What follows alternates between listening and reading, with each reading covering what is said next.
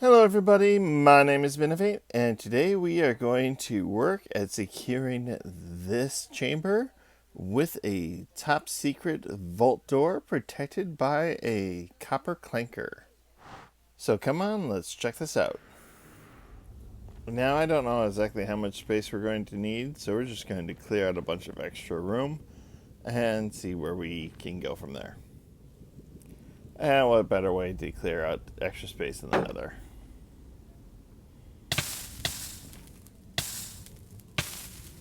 Ow.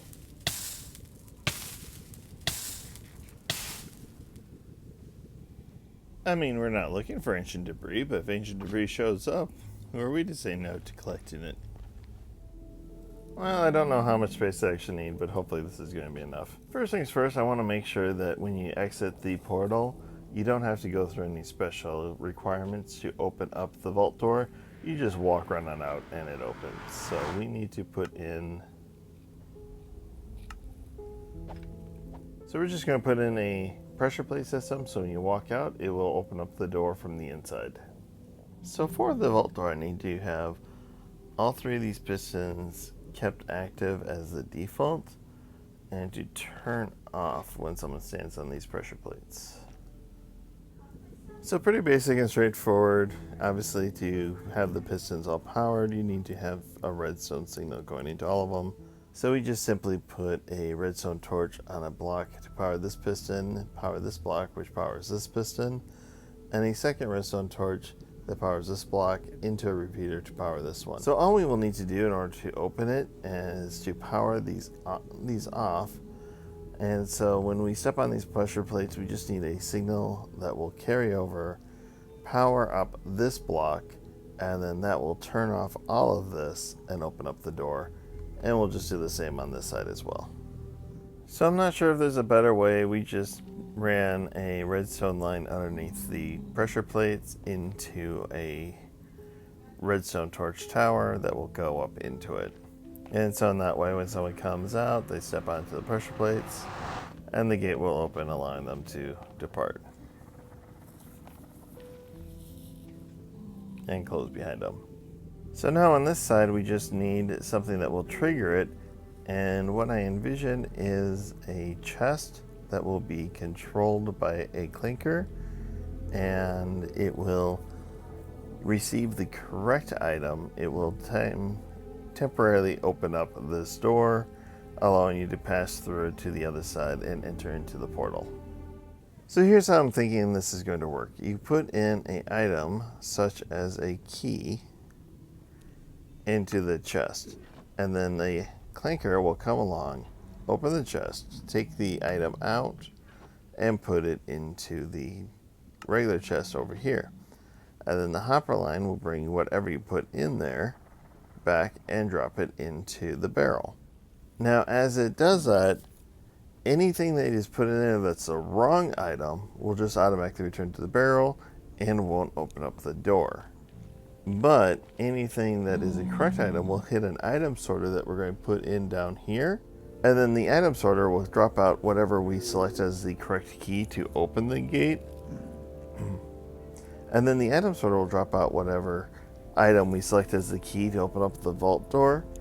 And then send a signal over to the redstone here to open it up, whilst then shifting the excess item and move it up into the barrel. Okay, so along the line of hoppers off the chest to the barrel, we put in a basic item filter that will sort out the key, and in addition to turning on the hopper to allow it to pass through, it will also operate this ball, which I believe we can utilize as a T flip-flop to power in the door. And so then what happens is the key that will then go feed through to the dropper right here.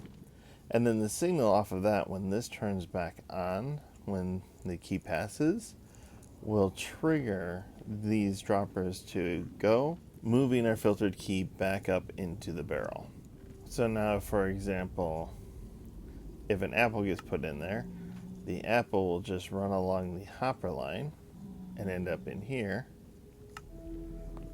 while the light stays off. But if our key goes in, it will go through.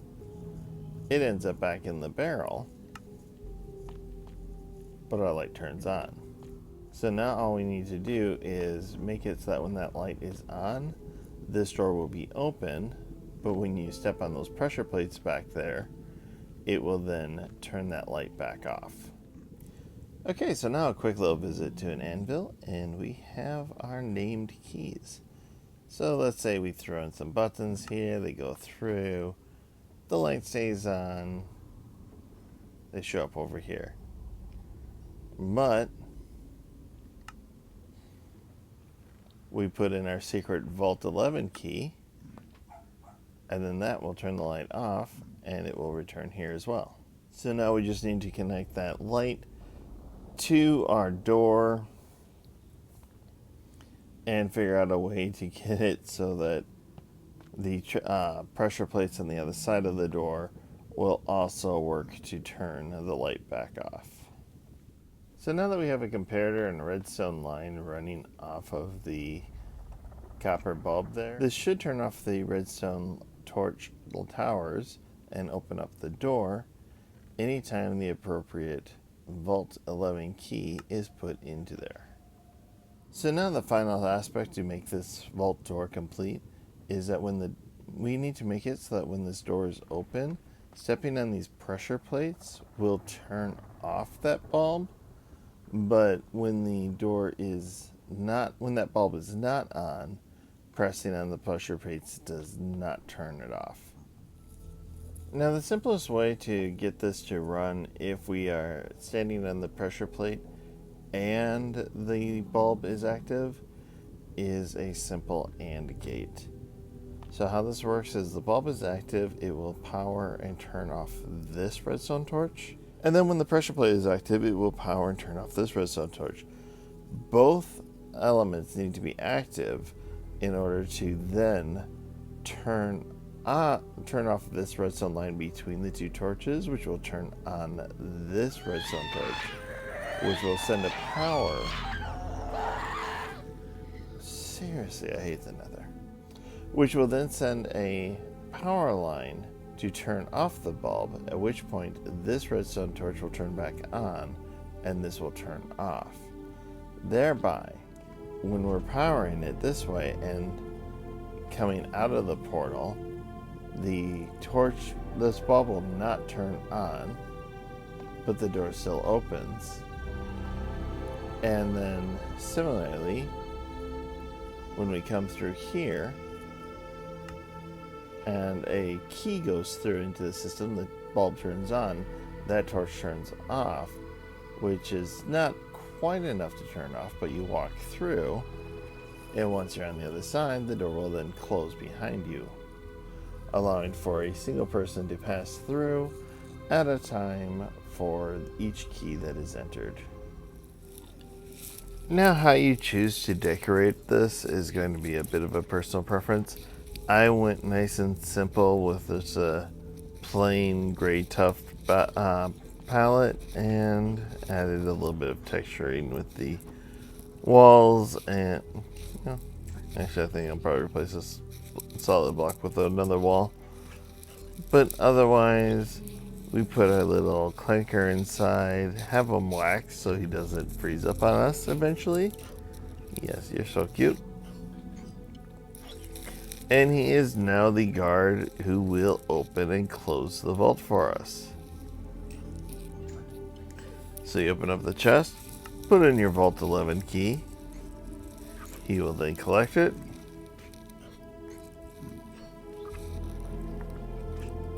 Move it in. The door opens for you, and it will stay open for you as you retrieve your key from the barrel that's right there, and go ahead and walk through the gate.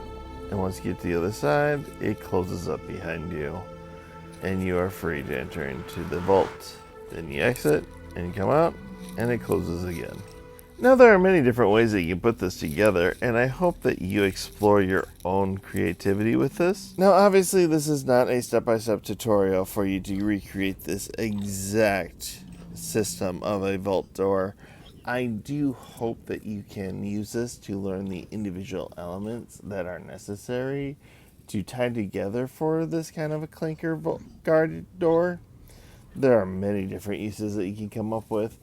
I'm already thinking about other things that I can do, such as a clanker powered shop. Oh man, it's going to be so great when we get to it. But in the meantime, go ahead, take this, make it your own, and if you have any ideas, leave a comment down below. Send me a link to your own contraptions and your own clanker guard stations. I would love to see everything you have to do. And with that, have a good one, everybody. Bye.